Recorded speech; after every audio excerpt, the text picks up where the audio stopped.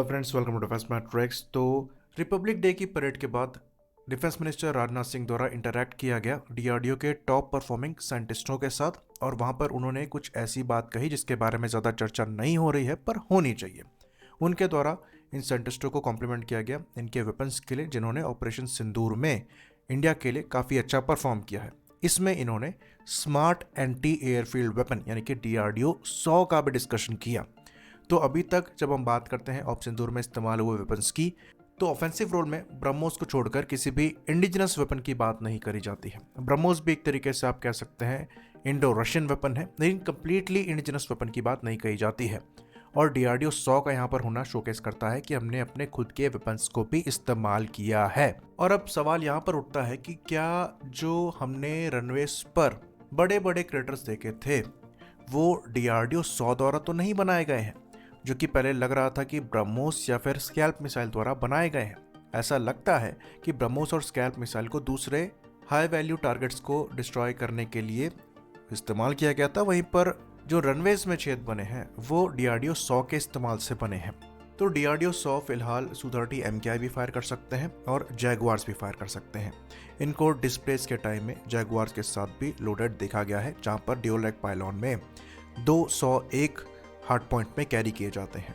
Even 100 के लिए quad rack pylon भी डेवलपमेंट में है, जिसके अंतर्गत एक ही हार्ड पॉइंट में आप 400 को कैरी करने में सक्षम होंगे।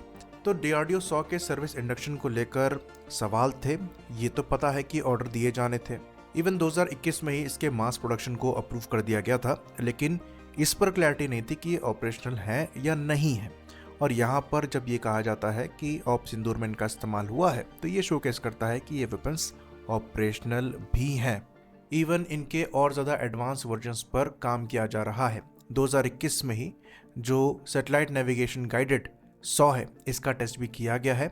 हॉक आई प्लेटफॉर्म से इनको यूज़ किया गया है। साथ में इलेक्ट्रो ऑप्टिकल सीकर और इमेजिंग इंफ्रारेड सीकर वाले 100 को भी टेस्ट किया जा चुका है।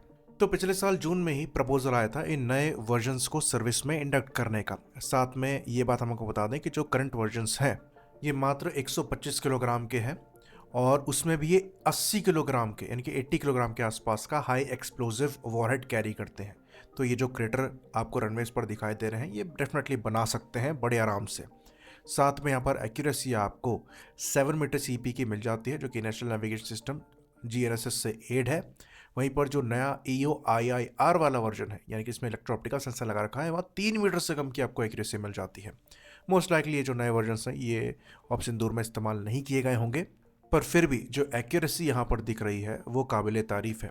कई जगह पर जो रनवे इंटरसेक्शन है वहाँ पर बीच में हिट किया गया है। तो ये वेपन अच्छी खासी स्टैंड ऑफ रेंज आपको दे देते हैं। 90 से 100 किलोमीटर की स्टैंड ऑफ रेंज आपको मिल जाती है, और ये चीज़ बढ़ने भी वाली है। डीआरडीओ द्वारा काम किया जा रहा है एक टर्बोजेट वर्जन पे, जहाँ पर एक छोटा सा इंजन लगा दिया गया है जो कि इसको फर्दर बूस्ट प्रोवाइड कराता है और इसकी रेंज को एक्सटेंड करके ऑलमोस्ट 200 किलोमीटर तक पहुंचा देगा।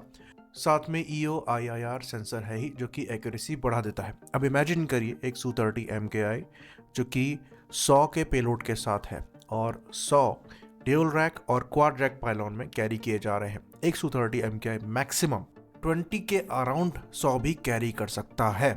तो अगर एक एयरफील्ड टारगेट करी जाती है खाली एक एयरक्राफ्ट के साथ, तो वहां पर कुछ बचने नहीं वाला है। और ये सारे आपके काफ़ी एक्यूरेट हैं, फ्यूचर में 200 किलोमीटर की रेंज तक टारगेट को हिट करने में सक्षम होंगे। इसलिए इनको ऑलमोस्ट हर उन प्लेटफॉर्म से लगाया जा रहा है जो कि इंडियन एयरफोर्स द्वारा इस्तेमाल किए जाएंगे।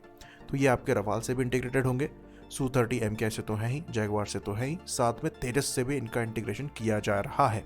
तो एक हैवी 1000 किलोग्राम के बॉम्ब के मुकाबले अगर आप यहाँ पर मल्टीपल 100 को कैरी कर रहे हैं तो डैमेज का जो स्केल है वो काफ़ी बड़ा हो सकता है, और एक तरीके से आप एक पूरे एयरफील्ड को या फिर एक पूरे स्टेशन को पैरालाइज कर सकते हैं। तो ऐसे डोमेस्टिक वेपन्स से ही फ्यूचर में लड़ाइयाँ जीती जाएंगी, और अच्छी बात यहाँ पर यह है कि हम इसकी तरफ तेज़ी से आगे बढ़ रहे हैं। और जो बड़ी चीज़ यहाँ पर नोट करने वाली है वो ये है कि हम खाली इनके प्रोक्योरमेंट को लेकर आगे नहीं बढ़ रहे हैं, बल्कि इनमें अपग्रेड्स भी कर रहे हैं। जैसे कि हमने बताया नए वर्जन्स आ गए हैं जो कि इनसे भी ज़्यादा एक्यूरेट हैं और लॉन्गर रेंज में टारगेट हिट कर सकते हैं। तो ये फ़ायदा होता है आपके डोमेस्टिक वेपन्स को बनाने का, जहाँ पर आप अपनी रिक्वायरमेंट के हिसाब से मॉडिफिकेशन करते हुए आगे बढ़ते हैं, और ये आपकी यूनिक रिक्वायरमेंट के हिसाब से टेलर मेड किए जा सकते हैं, जो कि इम्पोर्ट में आपको कभी नहीं मिलने वाला। आई होप इन्फॉर्मेशन यहाँ पर क्लियर रही हो।